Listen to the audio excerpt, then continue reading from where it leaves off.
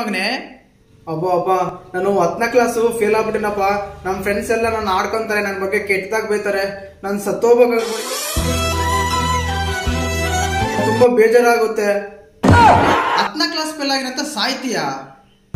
ಈಗ ನಿಮ್ ಫ್ರೆಂಡ್ಸ್ ಒಂದ್ ಮಾತು ಕೇಳ್ತೀನಿ ಹೇಳು. ಈಗ ನಿಮ್ ಫ್ರೆಂಡ್ಸ್ ನೀನ್ 10ನೇ ಕ್ಲಾಸ್ ಫೇಲ್ ಆಗಿ ಅಂತೆಲ್ಲ ಆಡ್ಕೊಂತಾರೆ, ಕೆಟ್ಟದಾಗೆಲ್ಲ ಮಾತಾಡ್ತಾರೆ, ಸರಿ ನೀನ್ ಸತ್ತೋಗ್ತೀಯಾ?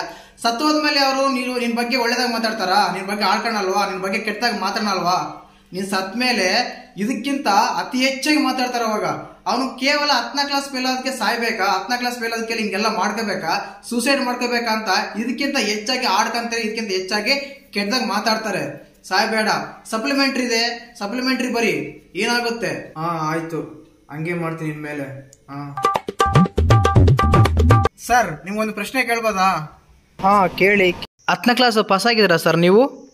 ಏನು, ನಾನು 10ನೇ ಕ್ಲಾಸ್ ಪಾಸ್ ಆಗಿರೋದ? ಕನ್ನಡ ಬಿಟ್ರೆ ಎಲ್ಲಾ ಸಬ್ಜೆಕ್ಟು ಫೇಲ್ ಆದ್ಮೇಲೆ ನನಗೆ ಎಲ್ಲ ಓದೋಗಿದೆಲ್ಲ ನನಗೆ ಅಚ್ಚು ಬರಲ್ಲ, ಕಲ್ತ್ ಬರಲ್ಲ ಅಂತೇಳಿ ಆ ಓದಿನ ಅಲ್ಲಿಗೆ ಬಿಟ್ಟು ಸಣ್ಣದಾಗ ಒಂದು ಬಿಸ್ನೆಸ್ ಸ್ಟಾರ್ಟ್ ಮಾಡಿದೆ.